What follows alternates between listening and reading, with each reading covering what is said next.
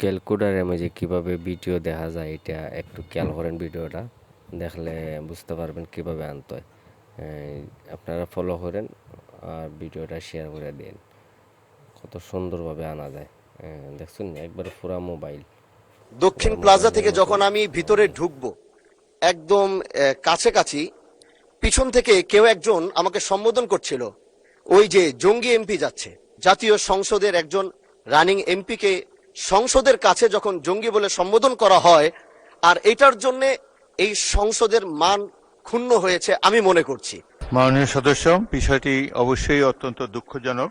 মাননীয় স্পিকার, আপনাকে ধন্যবাদ। আমি প্রথমবার দাঁড়িয়ে কথা বলছি, আসলে এভাবে কথা বলতে চাইনি, চেয়েছিলাম যখন আমার সময় আসবে আনুষ্ঠানিকতার ভাবে একটু সুন্দরভাবে কথা বলবো, কিন্তু দুঃখের সাথে বলতে হচ্ছে আমি গত 30শে মার্চ আপনার সহধর্মিনী, আল্লাহ তাকে জান্নাতের আলা মাকাম নাসিব করে, আমি তার জন্য দোয়া করি।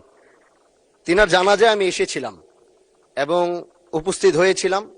দক্ষিণ প্লাজা থেকে যখন আমি ভিতরে ঢুকবো, একদম কাছাকাছি পিছন থেকে কেউ একজন আমাকে সম্বোধন করছিল, ওই যে জঙ্গি এমপি যাচ্ছে।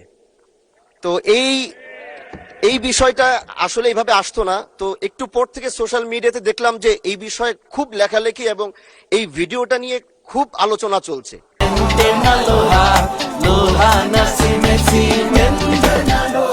যেটি জাতীয় সংসদের একজন রানিং এমপিকে সংসদের কাছে যখন জঙ্গি বলে সম্বোধন করা হয়, আর এটার জন্য এই সংসদের মান ক্ষুণ্ণ হয়েছে আমি মনে করছি।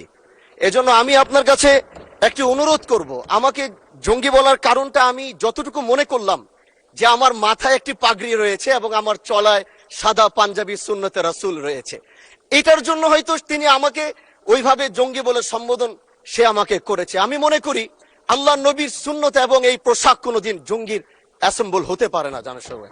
এই জন্য আমি আপনার কাছে একটি অনুরোধ করতে চাই, মাননীয় স্পিকার, আপনি সিসি ফুটেজ যেটি রয়েছে, আপনি যদি মাননীয় স্বরাষ্ট্র মন্ত্রী এবং সংসদের সার্জেন্ট অ্যাট আর্মসকে যদি আপনি একটু অনুরোধ করবেন বা তাদেরকে একটু নির্দেশ দিবেন যে কারা এই কাজটি করেছে। অবশ্যই এই কাজটি এজন্য করেছে যেন এখানে আমাদের বিরোধী দল যারা রয়েছেন এখানে তাদেরকেও হয়তো তাদের সম্মান ক্ষুণ্ণ করার জন্য হতে পারে, ওখানে প্রশাসন দাঁড়িয়েছিল, প্রশাসনের সম্মান ক্ষুণ্ণ করার জন্য হতে পারে। এই জন্য আমি চাচ্ছিলাম একটি সঠিক তদন্ত যদি আপনার মাধ্যমে নির্দেশনা আসতো তাহলে এই বিষয়টি ক্লিয়ার হতো। ধন্যবাদ। মাননীয় সদস্য, বিষয়টি অবশ্যই অত্যন্ত দুঃখজনক। আমি আপনাকে অনুরোধ জানাবো, বিশেষ অধিকার প্রশ্নে আপনি এ ব্যাপারে একটি নোটিশ দেন, বিষয়টি আমরা বিবেচনা করব।